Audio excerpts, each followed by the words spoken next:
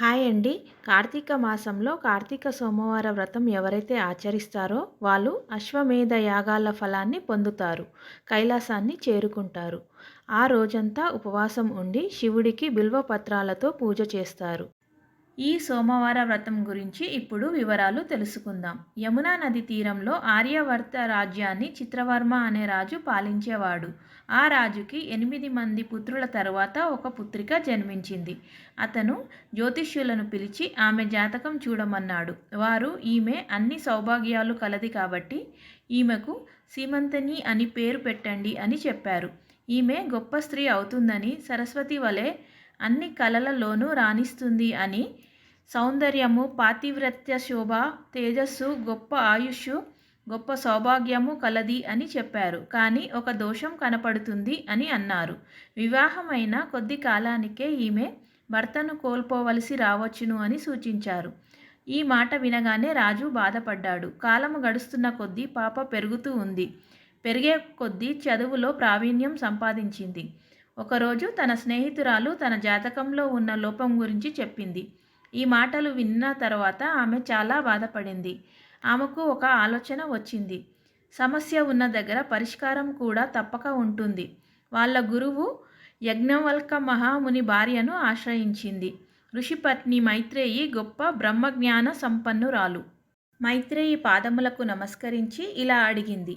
తల్లి, ఏ సత్కర్మ వల్ల చక్కని సౌభాగ్యం వర్ధిల్లుతుందో, దీర్ఘ సుమంగళిత్వం లభిస్తుందో ఆ విధమైన సత్కర్మను చెప్పండి. మైత్రేయి పరమశివునితో ఉన్న శ్రీ గౌరీదేవిని ఆరాధించాలి అని చెప్పింది. ఆరాధించడం వల్ల ఆపదలు, భయాలు తొలగిపోతాయి. శుభ్రమైన వస్త్రాలు ధరించి ప్రాతకాల పూజ చేసి అటుపై పగలంతా నియమబద్ధంగా శివస్మరణం చేసుకుంటూ ఇంద్రియాలను నిగ్రహించుకోవాలి. అలాగే వాక్కుని నిగ్రహించుకోవాలి. కోపం పనికిరాదు. అనవసరపు మాటలు మాట్లాడకూడదు. నిందావాక్యములు చేయకూడదు. ఇవన్నీ కూడా నియమాలు. శివ సంబంధమైన శాస్త్రములు తెలుసుకొని కపటము లేని హృదయంలో ఆరాధన చేయాలి. ఆరాధన చేసేటప్పుడు శివ అష్టోత్తర శతనామావళి, అలాగే గౌరీ అష్టోత్తర శతనామావళి కూడా చేయాలి. శివపార్వతులను ఇద్దరిని కలిపి ఆరాధించాలి. పూజ అనంతరం పవిత్ర జీవనం గడిపే వారికి భోజనం పెట్టి ముత్తైదువులకు పసుపు కుంకుమ అందించి వస్త్రములు ఇచ్చి ఆరాధించాలి.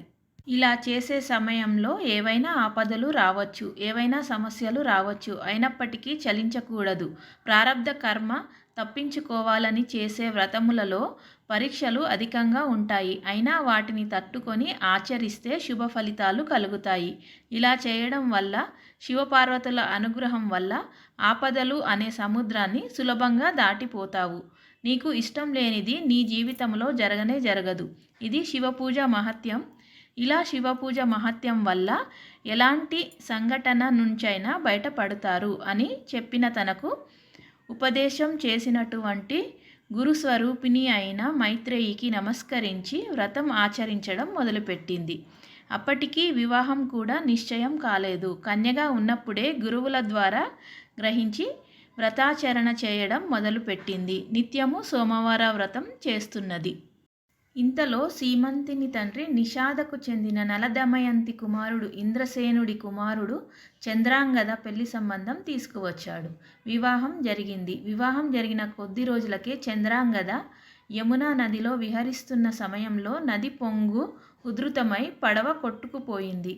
చంద్రాంగద చనిపోయాడు అని అందరూ ఎంతగానో బాధపడ్డారు. కూతురికి ఎలా చెప్పాలి అని బాధపడ్డాడు రాజు. మృతదేహం దొరకలేదు కాబట్టి చనిపోయాడు అని నిర్ధారణ చేయలేము.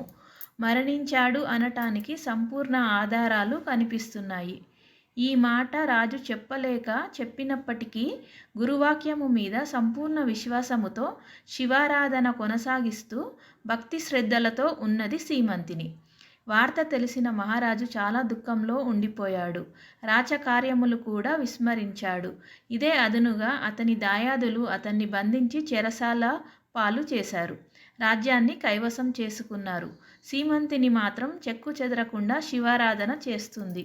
అలా కొన్ని సంవత్సరాలు గడిచిపోయాయి. యమునా నదిలో మునిగిపోయిన చంద్రాంగదుడు ఆ నది యొక్క లోతుల్లోకి వెళ్ళిపోతూ ఉండగా కొందరు నాగకన్యలు చూసి పట్టుకున్నారు.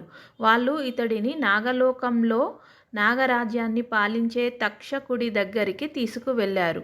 అతడు వచ్చి అతని చరిత్ర అంతా తెలుసుకొని, నువ్వు ఈ విధంగా క్షేమంగా ఇక్కడికి రావడం అన్నది నీ యొక్క సౌభాగ్యం. నీవు బయటపడ్డావు అంటే నీకు దైవానుగ్రహం ఉంది. అప్పుడు చంద్రాంగదుడు తన ఇష్టదైవాన్ని తలుచుకొని, ఆ సర్వేశ్వరుడు, ఆ సాంబశివుడు నాకు ఇష్టమైన దైవము. నా భార్య నిత్యము గౌరీదేవి శివారాధనలో ఉంటుంది అని చెప్పాడు. అప్పుడు తక్షకుడు ఎంతో సంతోషిస్తాడు. చంద్రాంగదుడు తన దేశానికి బయలుదేరడానికి అన్ని ఏర్పాట్లు చేస్తాడు. తన రాజ్యానికి వస్తాడు చంద్రాంగదుడు. తిరిగి వచ్చిన భర్తను చూసి ఆనందించింది సీమంతిని. అది కూడా ఎలాగా అంటే, ఆ రోజు సోమవార వ్రతం చేసి శివుని యొక్క లింగాన్ని యమునా నదిలో కలపడానికి వెళ్తుండగా గుర్రం మీద వస్తూ కనపడతాడు తన భర్త. శివపూజ మహిమ వల్ల తిరిగి తన భర్తను పొందింది సీమంతిని. తండ్రిని బంధించిన శత్రువులను ఓడించి తిరిగి తండ్రికి చెరసాల నుండి విముక్తి కలిగించారు. ఈ కథ శివభక్తి వైభవాన్ని, శివభక్తుల గొప్పతనాన్ని స్పష్టంగా తెలియజేస్తుంది. సోమవార వ్రతాన్ని నిష్టగా ఆచరించి ఎంతోమంది కష్టాల నుండి దూరమయ్యారు. ఈ వీడియో కనుక మీకు నచ్చినట్లయితే please like, share and subscribe. Thank you.